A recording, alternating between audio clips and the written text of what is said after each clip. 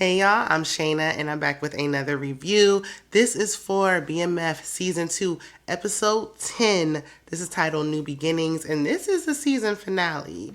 But it was good. There was a lot to unpack.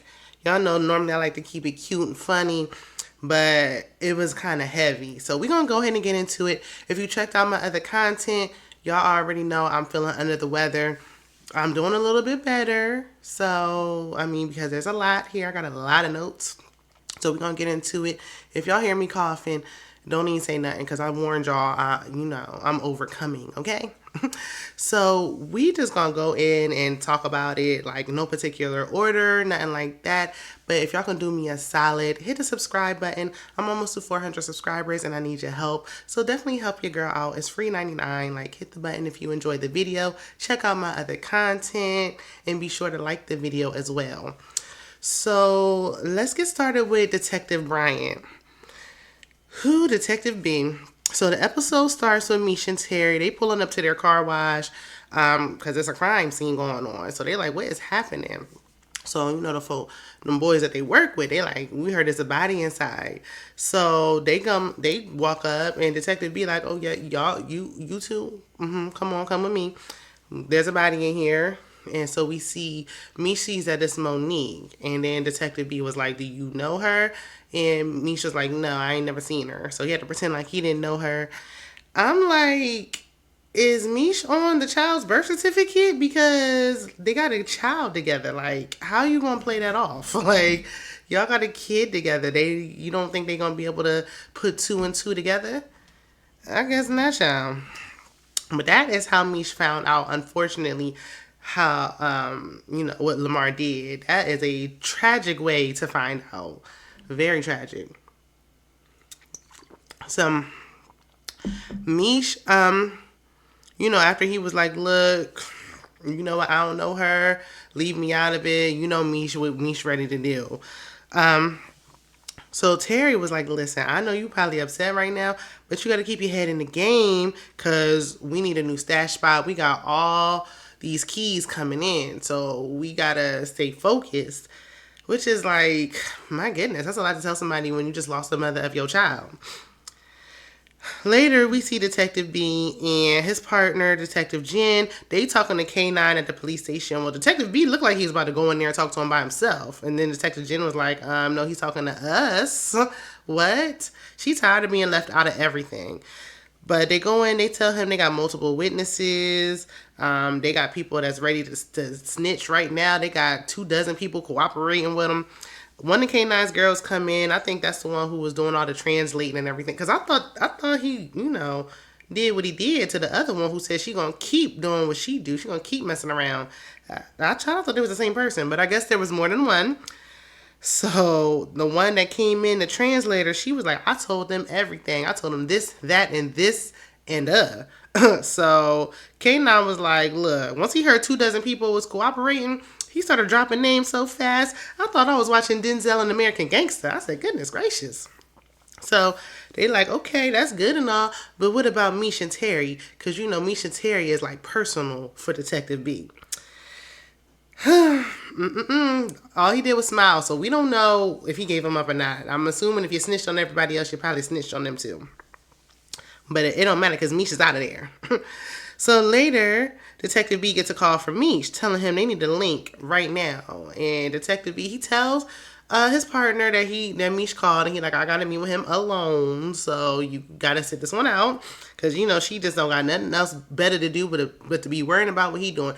He dirty. Like, you wasting your time running behind him. So they got witnesses to speak up against Detective Bryant. And they demanded that he give B. Mickey back that strap. They like give it back to him in the next hour. So Detective Bryant know he defeated. So he go home to get it, but he looking in his safe. It ain't there. He tearing that closet up. It's not there.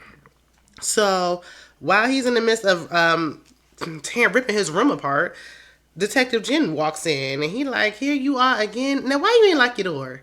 And why she just strolling in people's houses? But she like, look, I know you hiding something, because you always are, but I ain't come here for that. I came here because I got that call about Kevin. And he like, what call about Kevin? So they go over to the basketball courts, and that's where Kevin was just getting, beat up on by that bully. And so we see Kevin, he's sitting there, he crying, facing his hands, and we see the body laid out in front of him. And of course, he ain't make no run for it or nothing, because that's just not who he is. Like, that goes back to what Detective Bryant was saying about him having to defend himself, because, yeah, we can blame Detective Bryant and be like, you should have did something, he should have did something. But his son had to defend himself, because you let it build until you just explode, and then this happens. This was tragic. So the bully never stopped bullying him. B. Mickey only held him off but for so long. Detective B should have been terrorizing the bully, though. Like, you got something going on in your own home, and you too busy. You so wrapped up with Meech and Terry, you just letting your son getting bullied just slip through the cracks. But Kevin's scared, and Detective B tells him, like, look, I'm going to protect you. And as he's telling him this, Detective Jen is putting the cuffs on him. She putting him in the back of the paddy wagon, cuffs locked on wrists. So it ain't looking too good for your boy. He like, well, I thought you was going to help me. He thinking his dad is going to get him out. And this other body's on that strap. So the next day, it's in the newspaper that Kevin got hit with all 3 bodies that's on that strap. But take a while. It's men sitting in there right now just waiting to go to trial for like small trial. They waiting to go to trial for jaywalking. So it could take a minute before this even goes to trial. But Detective B, he gets his badge taken away. It's getting worse and worse by the minute. But judging from the beginning of the season, we saw Detective B was still after Terry in 2005. So I'm guessing he got his badge back. And he was working with Lisa Leslie and them. So, we know he's going to come back. He ain't going away that easy. But poor Kevin, he ain't getting out. And Detective Brian knows it. Like, he knows it because he even went to the cell. I guess he was in the holding cell. I don't know if they're going to charge him as an adult, a child, what. But he's sitting there talking about the comic books. And Kevin just naive and just... Poor baby. Where is his mother at? So Detective Jen, as Detective B was getting his badge taken away, she's talking to their boss, and she like, look, maybe I could try to talk to B. Mickey and get him to confess about the other 2 bodies, which is Kato and that, we know the other guy, we can't even remember his name from season 1. So she go over to B. Mickey's house, and she like, you know what, if you cooperate, I'll try to give you less time. And he like, you don't got nothing on me. Otherwise, you be coming here to lock me up. Like, bitch, be gone. Poof, be gone. He shut the door in her face. Unfortunately for B. Mickey, though, Meech, rightfully so, has someone watching him because we got to. Like, what did you expect? Like, we have to keep watching you. So, they think that he's still working with the feds. Ooh, it's tragic all the way around. So, next, we move on to Lamar. Lamar went out sad, honey. He went out sad. But you know what? A lot of people said they ain't like this way. I like the way that he went out this way better. Like, taking him out would have been a little too easy. So we see Lamar. He getting high. He might as well have just, hit the crack pipe with Monique at this point. Because what difference? It made no difference no way. At least she would have been alive. So his cousin walks in and he tell him like, look, you need to chill with the drugs of it all. Like, you stinking, you ain't changing your bag, like you're wearing the same old clothes, you're sweaty, you funky, did you eat? I don't want you, having no accidents in my house. So Lamar started roughing him up per usual, telling him, you ain't gonna tell me what I'm gonna do and what I'm not gonna do. Man, his cousin better than me. I probably would have went off a long time ago. So later, we see Lamar, he's still in them same funky clothes. But he's sitting there high, he hallucinating. So he's sitting there, he thinking he's talking to himself because he see another person, but it's him. So he think he's talking to himself because he just high as a kite. And it's him telling him, like, look, well, you lost everybody you love, you lost everything and everyone you love. The dog, Monique, his mama passed. So ain't nothing else to do but to sit here and get high. So he put that pipe to his mouth, and it's over for him. I feel like once you put it to your lips, it's a wrap. So way later, he's still in that same spot on that couch with them same old funky clothes on. Meech pull up on him. He put the blicky to his head. Lamar happy. He like, yes, finally, take me out of my misery. Like, this is what I want. I don't even care about winning the war no more. But Meech's like, nah, I ain't gonna give you what you want. Instead, you're gonna be a crackhead. Okay, that's what it's gonna be. That's what you gonna be. You gonna be hooked on these drugs. Okay. So and then he take a pipe and throw it at him, and Lamar smoke it, and whew, so now he gonna be spending every day hallucinating, thinking about what he did. Charges to the game. So then he throw his cousin some cash, thank him for his help, and say, keep him this way, make sure he stay this way. Because he tried to, like, swing on who he thought was himself, and he couldn't even do it because, he under the influence. So he don't got all this power when he under the influence like that. I mean, I don't know. I don't feel like I got, like, an addictive personality, but I wouldn't even be tampering with these type of hard, narcotics like this. I wouldn't be dibbling and dabbling in it. Crack in the 80s was nothing to play with, okay? At the end of the episode, Terry and MarKeisha is driving down the road. They see Lamar itching and scratching, walking up and down the Ave. I say the Ave because the Ave is usually where the junkies be at. They usually be walking up and down the Ave. It don't matter what city or state you in. If you see the Ave, junkies is usually on it. So that's where I'm assuming he was at. Yeah, but I feel like since he's not out all the way, he could get clean and make a little comeback. So I don't know if his story is over just yet. But speaking of Terry, MarKeisha calls Terry early in the episode and tells him that somebody broke into, he come over there, she all beat up. She said someone broke into her house, had something to do with Boom. Her son say they got tied up. Terry was like, look, I love your mom. I don't think MarKeisha love him. I think MarKeisha looking for her next come up. Because working as a teller only pays so much, okay? But he like, I'm going to take care of your mom. We're going to move into a big old house and be one big happy family. What about Terry Jr. and this new baby that's coming? I ain't seen Terry Jr. in a month of Sundays. So, Nicole is in the Detroit hair show. Because, Detroit is big for their hair and everything. They some flashy fly mofos in Detroit now. For some reason, P-Whip Terry thinks it's a good idea to bring MarKeisha. Because Nicole wanted to invite LaWanda, but he talking about, don't invite LaWanda. You done had LaWanda all around us. She been living with us. She got your child. And you talking about no to LaWanda and yes to this old hussy MarKeisha? No. And first of all, once you in the family, you always in. Listen, with my son's dad, his family still be inviting me over for Thanksgiving and all that. Like, listen, we ain't been together in 10 years. And I still be at all the family functions. I mean, listen, you get a new husband, she just gonna have to get with it. I mean, it is what it is, because I ain't giving up my plates, okay?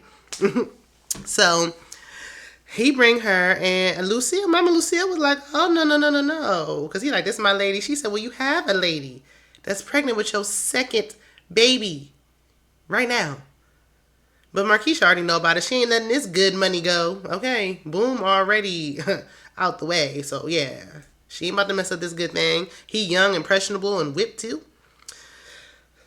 Excuse me. So Lucille looking at MarKeisha like, child, I know you lying. We look like we about the same age. Look like we done went to school together.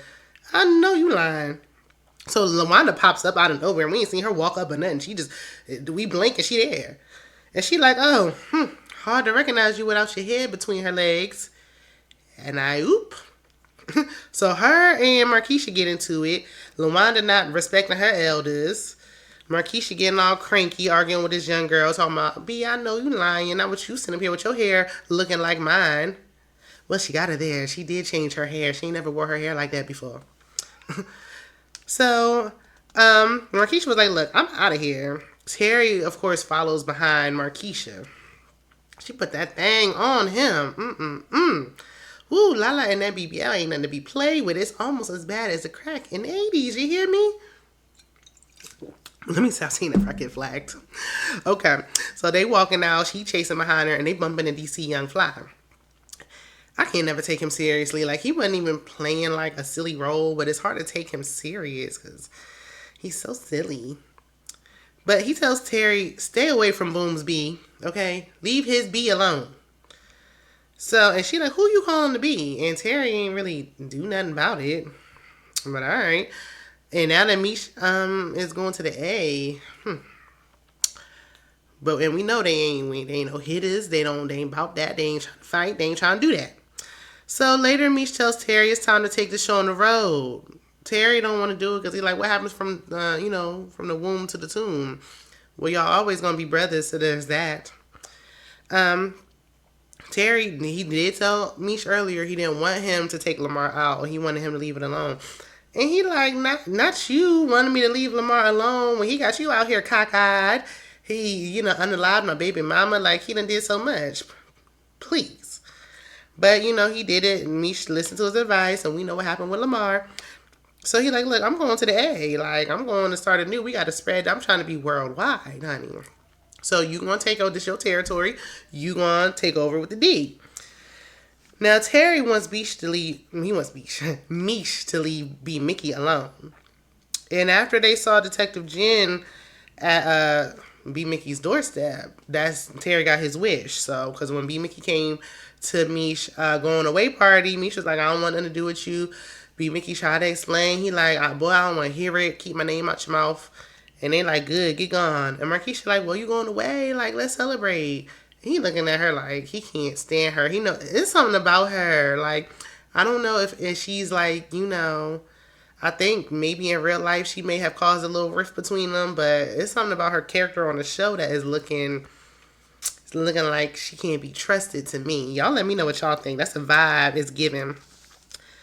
But so Terry, he feeling like he on top right now. He like his little, he don't want to be all over here, all over the world like me.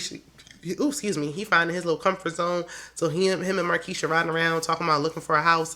And then they pull up at a red light and a car pull up next to them. It's DC Young Fly.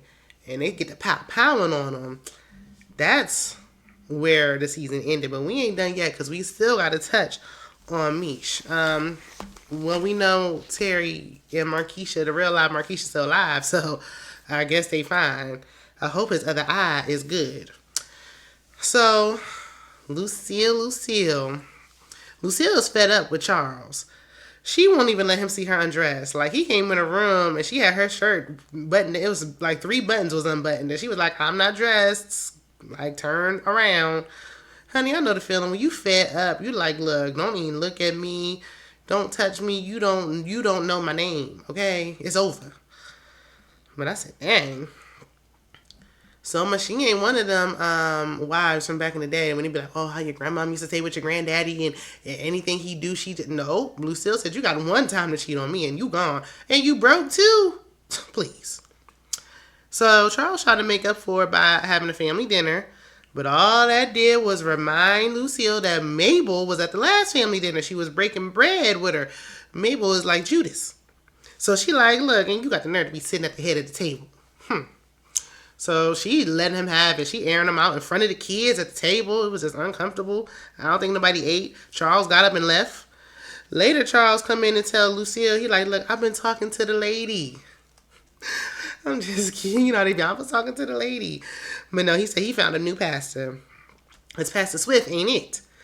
Lucille said, well, I've been talking to somebody too. A divorce lawyer. Do you really need a divorce lawyer when y'all broke? Like, I feel like y'all can handle this in mediation. You don't really need no lawyers. Y'all can just sign the papers. Ain't really nothing to split. The house falling apart. And y'all can just go y'all separate ways. We don't got to get no lawyers involved. But I mean, Meech probably gonna pay for it. And really, that's the least Meech could do. Since he knew his daddy's little secret and ain't tell. Had his mama out here looking silly out in these streets. So Charles like, look, I don't want this divorce. I can't picture life without you. And Lucille like, well, I mean, it's about to be your reality, so there's that. She done with his broke cheating ass, okay? So at Meech going away party, Lucille was turned around and Pops was looking at me. They was like, that's how you got in trouble last time. You better stop doing that. But he know his woman. He know how fine and fly she used to be back in the day before he got her pregnant with 3 kids. She turned around. They was like, oh, snap. Said Lucille been putting it on. She been dressing to the nines, getting her hair done, laid, dyed, fried, laid to the side, everything. Ever since she got rid of him, she looking for a stepdaddy for these children. And Charles know he done. She said these church get-ups ain't doing it no more. I am done with you. But where'd she get that money from? It better have been me since he ain't say nothing. So Meech did confirm at the family dinner that Monique's mom, who he's telling Monique, not Monique, he was telling his mom Lucille and Nikki that Monique is no longer with us, and she was like, well, who's gonna take them babies? And I'm like, do y'all even see? I don't never see Meech with his children. But he was like, her mom is gonna take them. Thank goodness. And because he was like, he had talked to Zoe earlier, and she basically confirmed that it was him. Ooh, I know Zoe is so upset because she never trusted that man. So after Meech going away party, he head to the A. So he link up with Goldie. I love me some Goldie. But, he don't know that big fella from the gambling spot where him and Terry won all that money, he ain't know that guy was after him. Like, he still want his money back. I said, goodness gracious. He said it was $100,000. Now, that ain't a little penny. That is a good amount of money. But to be dragging it like this, like, you lost. You gambled and you lost. That's what happens when you gamble. Like, you have a chance of losing. So Meech only there for about 5 minutes, and big fella come in there setting it off, unaliving people left and right. So Meech and Goldie end up taking him out.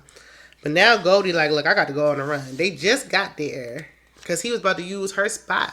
Now, I don't know if he's going to take her spot over. I don't know what's going to happen. I hope Goldie come back because we need more of Goldie. She need to be a permanent cast member.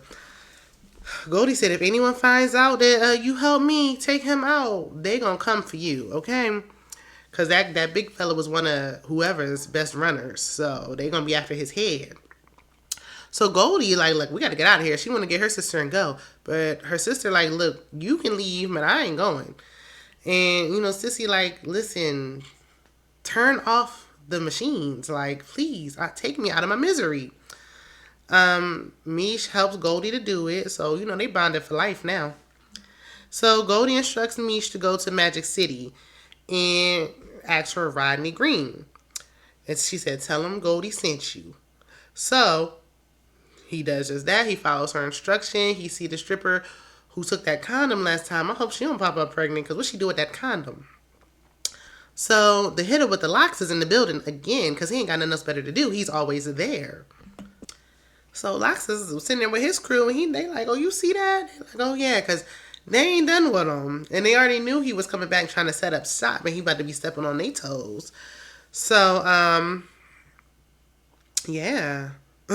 Meech got a couple of people after him. He's a one-man man. He's a one-man band. One band, one town. He's by himself. He don't know anybody.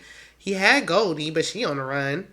So he don't know anybody. He don't got nobody out there. He went out there alone. He should have had at least one person with him. He got all these people after him.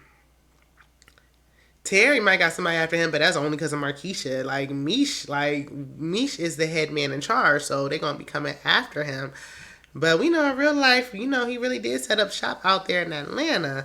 So I'm anxious to see how next season goes. Let me know what y'all thought about this season finale. I thought it was really good.